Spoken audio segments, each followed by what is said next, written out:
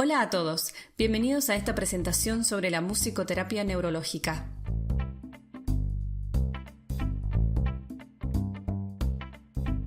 Esta presentación la elaboré a partir de investigaciones y trabajos que pueden encontrar en Google Académico y PubMed, la mayoría de este último banco de datos. Lamentablemente la mayor parte de la bibliografía está en inglés, pero por esa misma razón me pareció interesante poder transmitir esta información en nuestro idioma para mis futuros compañeros de trabajo y para el resto de las personas que están interesadas en la rehabilitación y la música. Voy a hablar de los conceptos, modelos y técnicas principales de la musicoterapia neurológica y sobre el rol de la musicoterapia en rehabilitación neurológica. Vamos a ver algunos videos para comprender mejor de qué se trata una sesión musicoterapéutica y cuáles son los logros que se obtienen con este tratamiento. El lenguaje que utilizo es para una divulgación efectiva para todas las personas. Espero ser amena y clara y que disfruten de todo lo que aquí les voy a transmitir.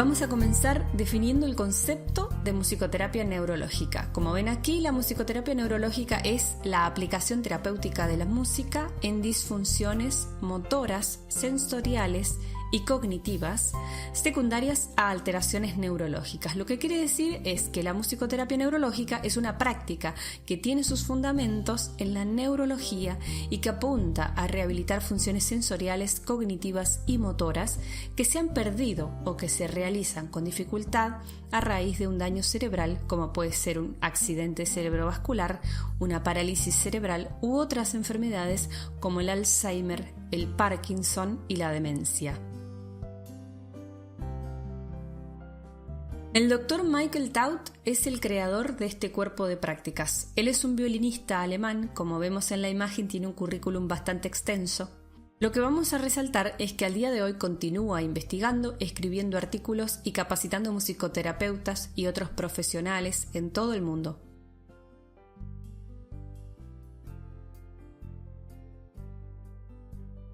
A continuación vemos una imagen del cerebro y las áreas diferenciadas por color.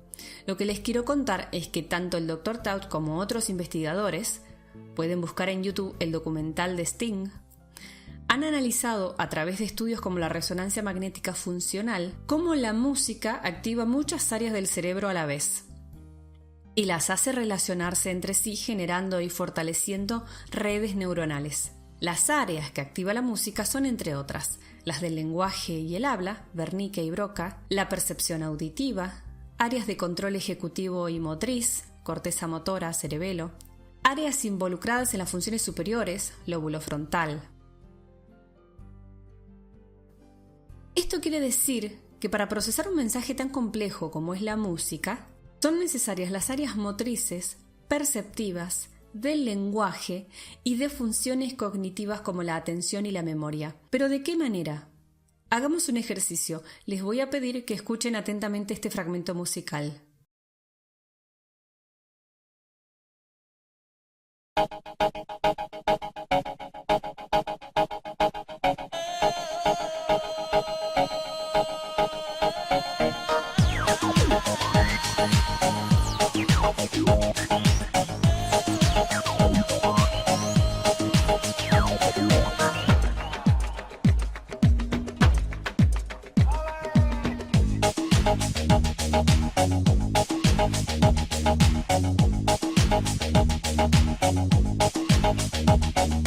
Dale a tu cuerpo alegría Macarena, que tu cuerpo es para dar la alegría y cosas buenas.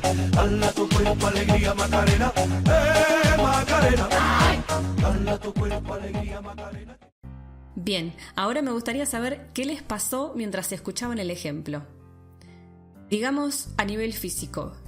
Quizás algunos se sonrieron al recordar algo que les pasó relacionado con esa música, otros marcaron ligeramente el pulso, otros quizás recordaron la letra y la cantaron.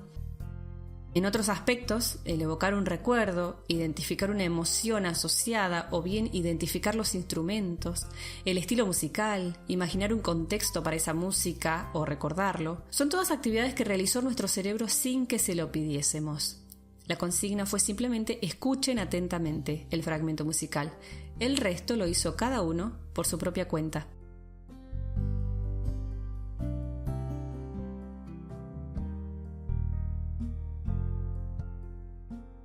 Hay dos conceptos más que sostienen la práctica musicoterapéutica en la neurorehabilitación: la neuroplasticidad y el ritmo.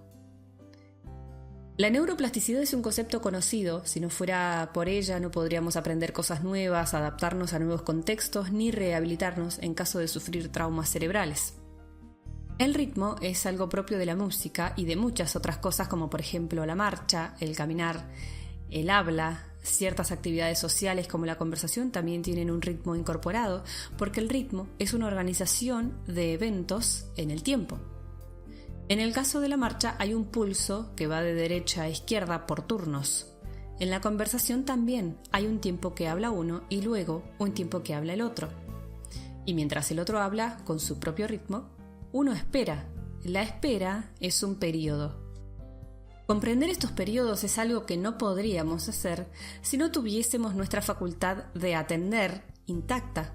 Una vez que nos toca hablar, tomamos aire y empezamos a realizar un montón de movimientos súper especializados con muchos músculos. Cada sílaba es como un patrón. Cada patrón está grabado en la mente. El ritmo nos ayuda a organizar estos patrones, darles un orden, una entonación.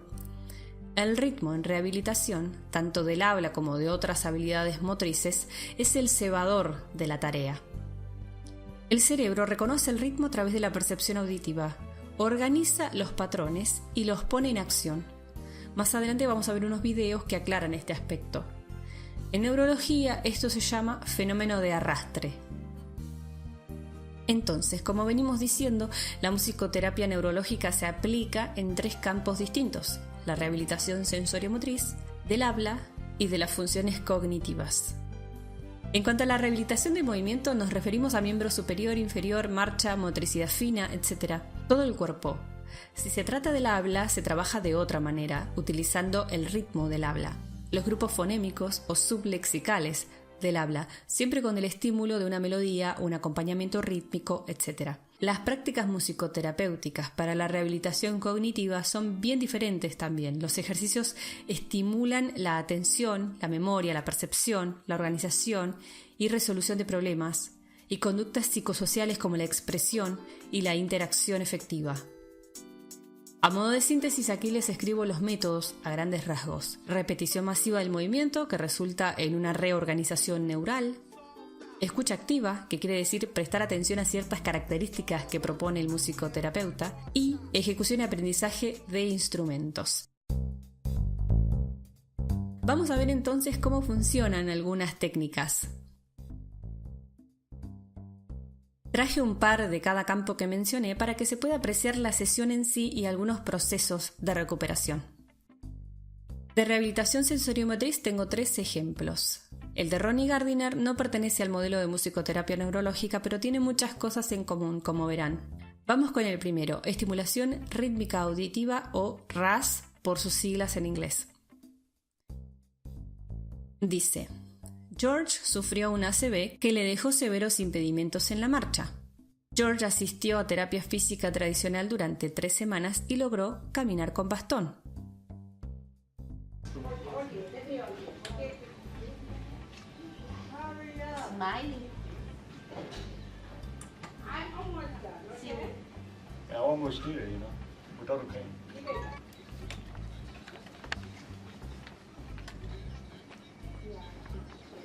Comenzamos la intervención estandarizada RAS, o estimulación rítmica auditiva, que utiliza el ritmo para acceder a los centros de movimiento en el cerebro de George.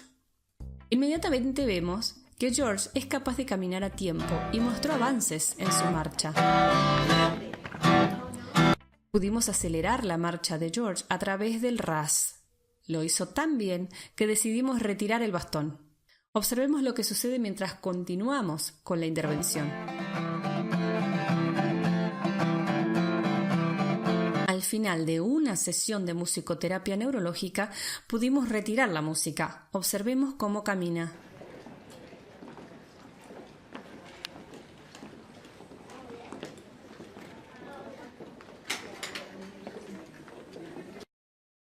Y ahí aparecen las velocidades y las distancias alcanzadas al principio y final de la sesión.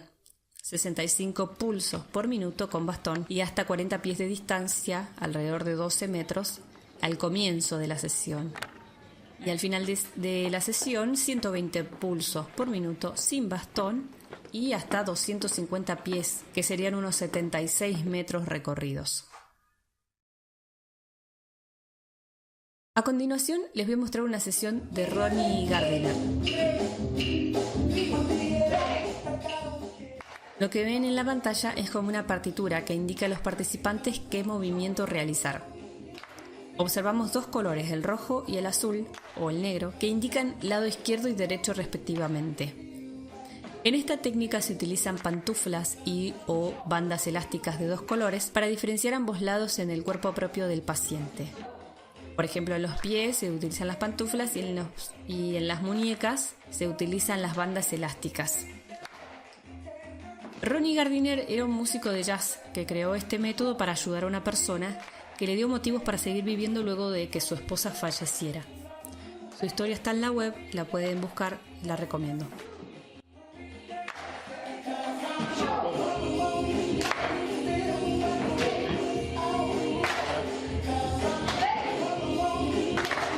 Hay muchos videos más, sobre todo en alemán e inglés, pero hay unos cuantos en español también.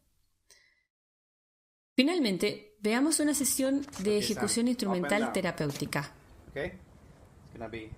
El musicoterapeuta le está diciendo que mueva el pie hacia arriba y hacia abajo para estimular la dorsiflexión. También hay muchos ejemplos de esta técnica en YouTube de diferentes músculos y movimientos básicos. Se los voy a dejar en la cajita de información. El instrumento se asegura en la parte a trabajar de manera que el sonido refuerce el efecto del movimiento y vaya puliendo la destreza y calidad en el mismo. Esto no sería posible sin el fenómeno del arrastre que comentamos al principio. La música prepara las estructuras necesarias para lograr el movimiento a tiempo, con calidad. Otra de las técnicas de esta familia es el PSE o intensificación sensorial de patrones. Los patrones musicales son, por ejemplo, las apariciones y desapariciones de un instrumento musical en una canción, una melodía específica o un evento específico en la canción. No estamos hablando del ritmo que es constante, sino de fragmentos o aspectos que van y vienen, empiezan y terminan. Por ejemplo, un aumento de la intensidad, o el batido de palmas al final de cada frase, por ejemplo esa canción tan conocida, si tú tienes muchas ganas de saltar. Después de cada frase repite las palmas, ¿verdad? Eso es un evento que funciona como patrón dentro de la canción que organiza los movimientos. Estos eventos o patrones también son utilizados en musicoterapia con el objetivo de obtener una respuesta motriz específica. Vamos ahora con un ejemplo de rehabilitación del habla. Terapia de entonación melódica.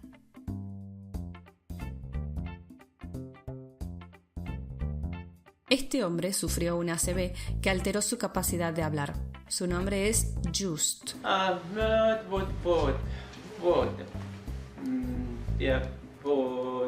No está diciendo nada aquí, solo repite algunas sílabas como bot, bot. Y dice, comenzamos enseñándole una frase de una sola palabra, incorporándole melodía y ritmo. Hello, hello, hello, hello. Dice, hacemos toques en la mano izquierda para involucrar el hemisferio derecho de su cerebro donde la melodía y el ritmo son procesados. I am juice. Luego repite la frase solo. I am juice. Ahora quitamos todas las claves, melodía y ritmo, y le hacemos la pregunta. What's your name? I am juice. Ahora frases más largas. Primero se enseña la clave melódico-rítmica involucrando siempre el hemisferio derecho.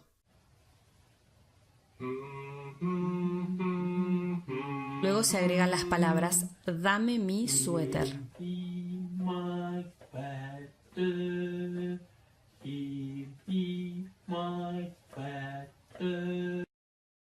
Más adelante se van limpiando las frases de melodía y ritmo, dejando solamente las acentuaciones propias de cada idioma.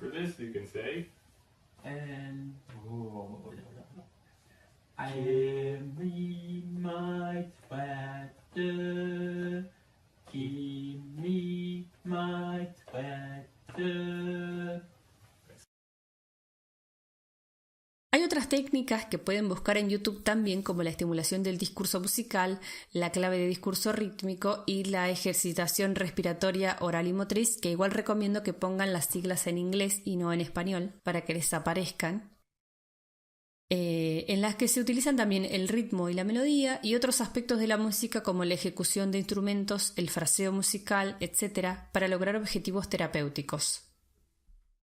Por último, vamos a ver un ejemplo de una técnica para la rehabilitación cognitiva. El objetivo es que el paciente mejore la atención sostenida, selectiva, alternante y dividida. La técnica es entrenamiento de control de la atención musical. Utilizamos 3 instrumentos. El paciente necesita una atención sostenida para discriminar entre las claves para los diferentes instrumentos. Esta es la clave para los cascabeles a la izquierda.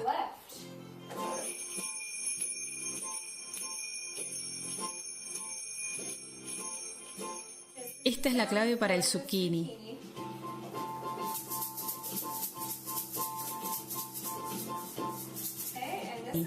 Y esta es la clave para la sonaja de campana.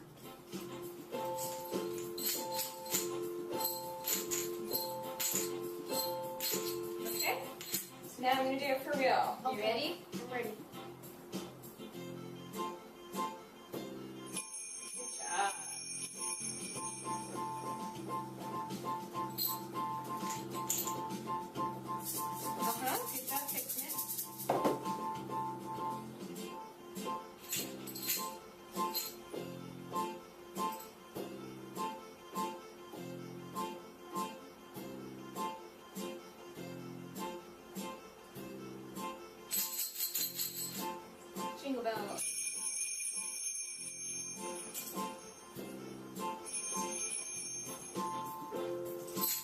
Good job, bell basket.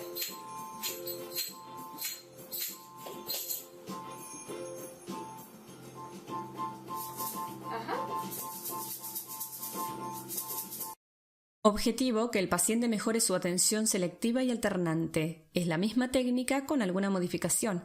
La paciente es muy inteligente, pero es incapaz de mover sus miembros independientemente. La técnica fue adaptada para que mire al instrumento y se vea reforzada por el estímulo táctil de otra persona que le ayuda a tocar el instrumento si es el correcto. Le pide que mire a la terapeuta, luego al instrumento. Luego le da la consigna de mirar al instrumento según la clave musical. Si ella toca, debe mirar el instrumento. Si no toca, no pasa nada.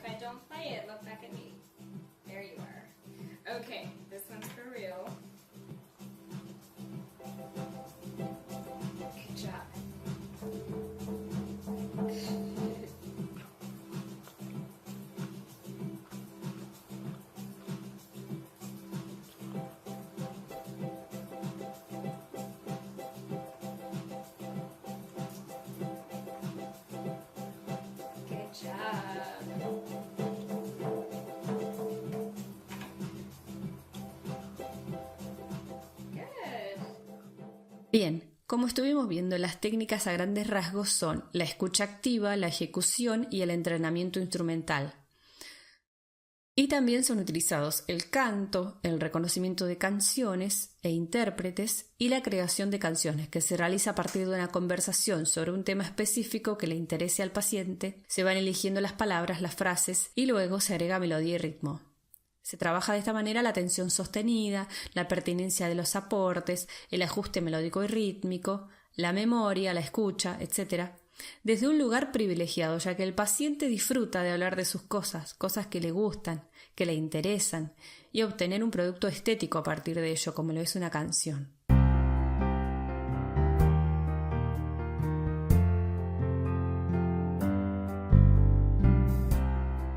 Hasta aquí vamos a llegar con esta charla. Me gustaría ahora resaltar un par de cosas que hemos ido hablando que hacen al porqué de la musicoterapia en rehabilitación.